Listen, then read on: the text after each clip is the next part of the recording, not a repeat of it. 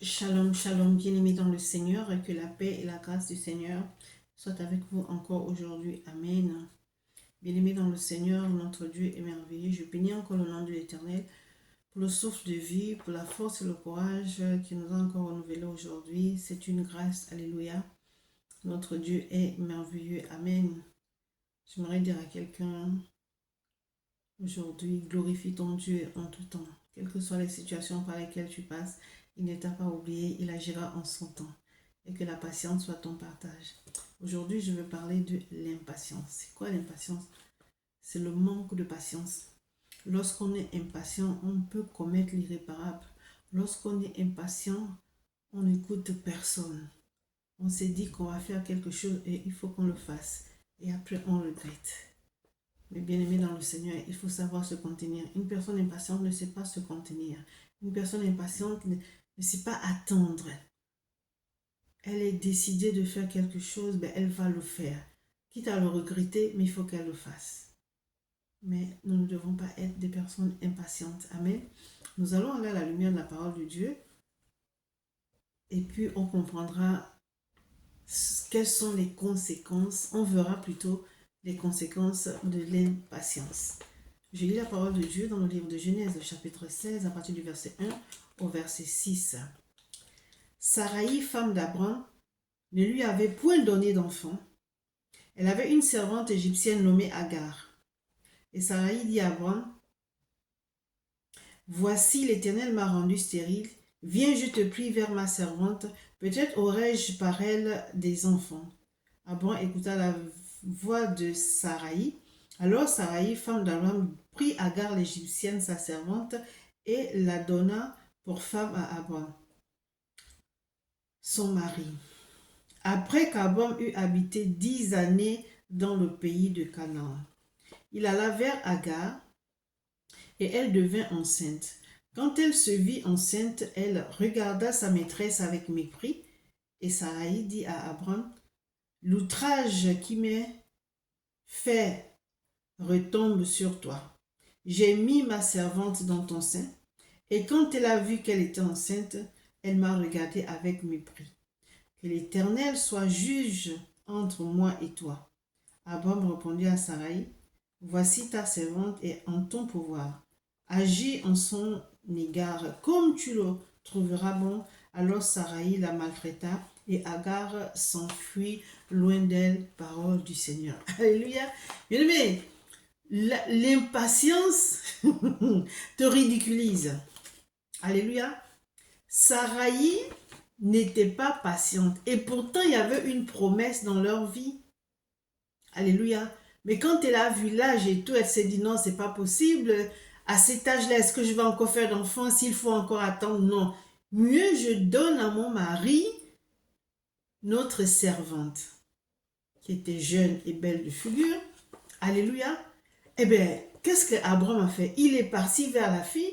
La fille est tombée enceinte. Bien-aimée dans le Seigneur, regardez un peu les conséquences de l'impatience. Saraï a poussé son mari à commettre l'adultère parce que Agar n'était pas sa femme. Alléluia. Vous voyez les conséquences de l'impatience? Et maintenant que Agar était enceinte, qu'est-ce qu'elle a fait? Elle a méprisé sa patronne. Elle devait se dire certainement que tu es vieille, tu as été incapable de donner un enfant à ton mari, me voici qui suis enceinte et tout. Et ça, elle n'a pas pris ça. Mais qui est-ce qui a causé tout ça? C'est elle. Alléluia. L'impatience a des conséquences. Donc elle pousse Abraham à aller coucher avec une autre femme. Elle pousse Abraham à commettre l'adultère. Et après, Agar, la servante, la méprise.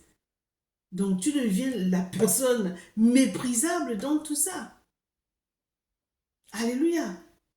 Abraham attendait patiemment que la promesse de Dieu s'accomplisse. Mais Saraï était impatiente au point de jeter son mari chez une autre femme. Bien-aimés dans le Seigneur, soyons patients. Après, elle dit quoi? Elle dit, voici, Le verset 5. Voilà ce qu'elle dit à son mari. Alléluia, Dieu est merveilleux. Et Sarai dit à Abraham, l'outrage qui m'est fait retombe sur toi. J'ai mis ma servante dans ton sein. Et quand elle a vu qu'elle était enceinte, elle m'a regardé avec mépris. Mais qui est-ce qui a cherché ça? C'est elle-même qui a cherché ça, n'est-ce pas? C'est elle qui a poussé son mari dans les bras de la servante. Donc il faut qu'elle assume. Alléluia. Il faut qu'elle assume. Que l'Éternel soit juge entre moi et toi. Et Abraham lui répondit, voici ta servante, elle est en ton pouvoir, fais d'elle ce que tu veux. Alors la parole de Dieu nous dit que Sarai la maltraita et Agar s'enfuit loin d'elle. Mais dans tout ça qui est fautif, c'est Sarai. Pourquoi? Parce qu'elle n'était pas patiente. Alléluia. Nous allons aller dans le livre de Genèse, toujours chapitre 30, à partir du verset 1 au verset 5. Je lis la parole de Dieu avec respect. Lorsque Rachel vit qu'elle ne donnait point d'enfant à Jacob, elle porta envie à sa sœur et elle dit à Jacob, donne-moi des enfants ou je meurs. Voilà. La stérilité de Rachel était d'une providence divine. Elle était jalouse de sa sœur. Jacob aimait beaucoup Rachel, mais ne pouvait pas faire d'enfant. Mais tout ça, c'était Dieu qui avait fait ça. Donc, elle était jalouse de sa sœur qui faisait des enfants. Elle dit à son... Non, mais femmes, deux fois, soyez des femmes sensées quand même. Soyez sages. Si tu es une femme de Dieu, tu es un enfant de Dieu, tu as prié pour ça. Dieu t'a dit tu vas faire des enfants. Mais attends, rien n'est impossible à Dieu. Dieu sait très bien que lorsqu'on est marié, si on ne fait pas d'enfant, on est la risée, et même de ta famille comme de la belle famille. Alors c'est-à-dire que il va t'éviter ça, il va te donner un enfant, il va t'éviter la honte. Donc sois patiente. Sois patiente. Non, toi tu n'es pas patiente. Tu veux doubler Dieu. La parole de Dieu dit, et elle dit à Jacob, donne-moi des enfants ou je meurs. La colère de Jacob s'enflamma contre Rachel et il dit, suis-je à la place de Dieu qui t'empêche d'être féconde? Donc, l'impatience rend colérique. L'impatience fait commettre l'adultère. L'impatience rend colérique. Non, bien aimé dans le Seigneur. Sarai là-bas a poussé son mari à l'adultère. Rachel ici met son mari en colère et pousse son mari à l'adultère. Pourquoi? Parce qu'il faut forcément qu'elle ait des enfants. Mais bien aimé, quand ce n'est pas un enfant de la promesse, est-ce que ton cœur est réjoui? Quand on parle des enfants de Rachel, on parle de Joseph et de Benjamin. Les autres, on ne parle même pas d'eux. Donc, attends que Dieu te donne tes enfants. Bien que Ismaël était le fils d'Abraham, mais ce n'était pas le fils de la promesse. Le fils de la promesse, c'était Isaac. Alléluia. Donc, elle a mis son mari en colère. Et elle dit, voici ma servante. Elle a donné encore sa servante.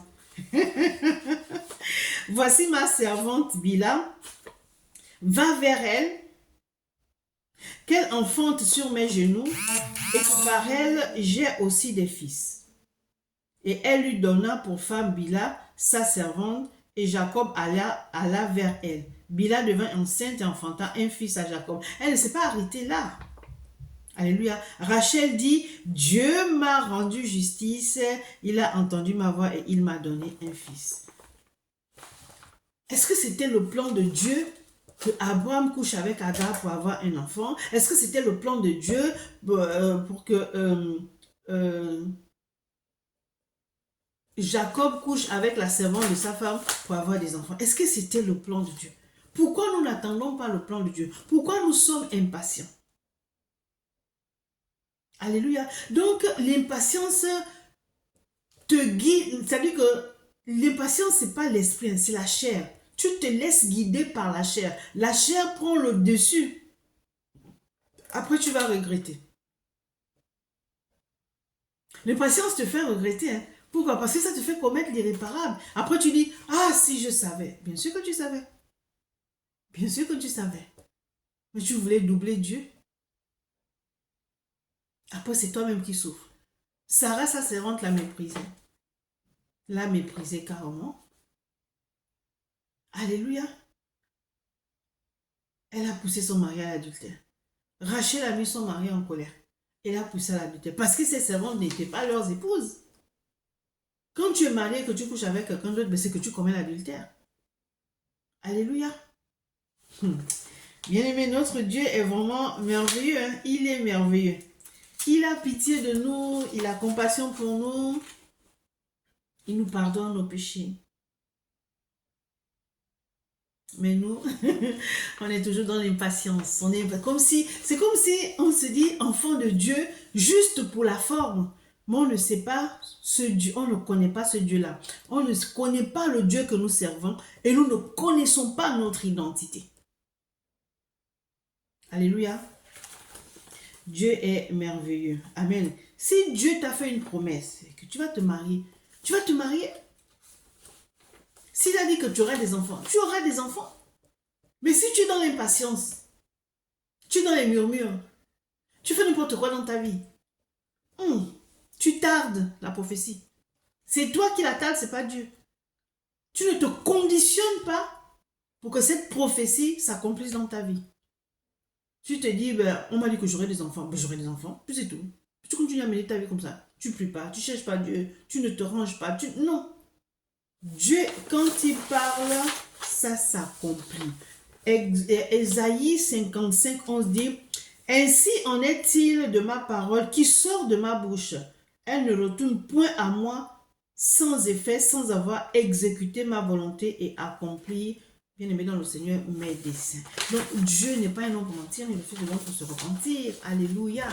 Dieu, lorsqu'il te dit quelque chose, ça va s'accomplir. Regardez, je veux prendre un dernier exemple dans le livre d'Exode, chapitre 32, à partir du verset 1 au verset 6. Comment le peuple d'Israël était rebelle.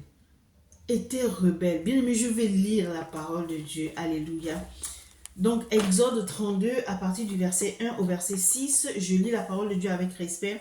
Le peuple, voyant que Moïse tardait à descendre de la montagne, s'assembla autour d'Aaron et lui dit, « Allons, fais-nous un Dieu qui marche devant nous, car ce Moïse, cet homme qui nous a fait sortir d'Égypte, nous ne savons ce qu'il est devenu. » Ils reconnaissent que c'est Moïse qui leur a sorti d'Égypte, parce que c'est Dieu qui a envoyé Moïse, d'accord?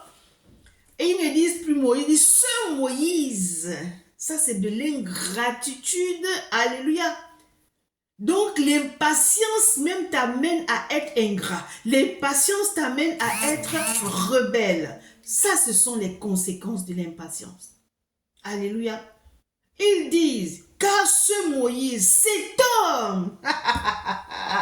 cet homme qui a risqué aussi sa vie pour venir vous chercher, vous sortir de l'esclavage, vous avez crié à l'Éternel. Il a entendu. Non seulement il a entendu, il a envoyé un libérateur. Et vous êtes sortis d'Égypte. Et parce qu'il est monté à la montagne, parce qu'il devait prendre des commandements, des recommandations du Seigneur pour diriger ce peuple qui n'était pas facile. Donc il fallait des lois sans loi. La parole de Dieu dit qu'un peuple sans révélation est un peuple sans frein. Donc il fallait qu'il y ait des lois. Mais ils étaient impatients. Mais comment on peut être aussi impatient au point d'hériter Dieu, bien-aimé dans le Seigneur? La parole de Dieu dit, Aaron leur dit, ôtez les anneaux d'or qui sont aux oreilles de vos femmes et de vos filles et de vos fils. Et apportez-les-moi. Aaron, c'est comme si Aaron avait peur du peuple. Bien, mais tout le monde ne peut pas être leader. Parce que si tu es leader, les gens doivent marcher comme tu veux. C'est pas que tu es dictateur. Non, c'est toi qui commandes. Et vous faites comme je vous demande de faire. Vous ne pouvez pas, je sais pas moi, tu ne peux pas trembler devant le peuple que tu diriges. Ou tu n'es pas un leader. Et puis tu sais que ce que le peuple te demande là, c'est vraiment quelque chose qui va irriter Dieu. C'est un péché. C'est une abomination. parole de Dieu nous dit que Aaron leur dit, ôtez les anneaux d'or qui sont aux oreilles de vos femmes, de vos filles, de vos fils et de vos filles, apportez-les-moi. Et tous ôtèrent les anneaux d'or qui étaient à leurs oreilles. Et ils les apportaient à Aaron. Il les reçut de leurs mains, jeta l'or dans un moule et fit un veau en métal fondu. On continue. Et ils dirent, Israël, voici ton Dieu qui t'a fait sortir du pays d'Égypte. Quelle abomination! L'impatience te rend ingrat. L'impatience te rend rebelle, orgueilleux, adultère. L'impatience. Sarah était impatiente, elle a poussé son mari vers sa servante. Rachel était impatiente, elle a rendu son mari colérique. Elle l'a poussé à l'adultère. Et le peuple d'Israël, l'impatience les pousse à la rébellion. L'impatience les pousse à l'ingratitude. Comment peut-on comparer un si grand Dieu avec un grand D, avec une pierre, avec avec des métaux? Vous pouvez me dire? Quelle abomination! Et beaucoup d'enfants de Dieu sont comme ça. Nous sommes impatients et on fait n'importe quoi. On se prostitue. C'est-à-dire qu'on laisse le Dieu véritable pour aller vers d'autres dieux. Et ces dieux-là, on doit prendre soin d'eux. Alors que notre Dieu prend soin de nous. Ils ont fabriqué le veau d'or. Ça a été fait de la main des hommes. Ce veau-là va prendre la poussière. Il faut le nettoyer. Il faut le déplacer quand vous vous déplacez. Alors que l'Éternel des armées, il est partout à la fois. Il n'a pas besoin de se déplacer. Là où tu es, il est. Quelle ingratitude. Les conséquences de l'impatience. Alléluia.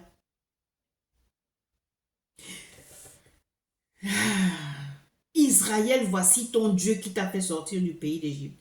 Lorsque Aaron vit cela, il bâtit un autel devant lui et il s'écria, demain il y aura fête en l'honneur de l'Éternel. Quelle fête en l'honneur de l'Éternel?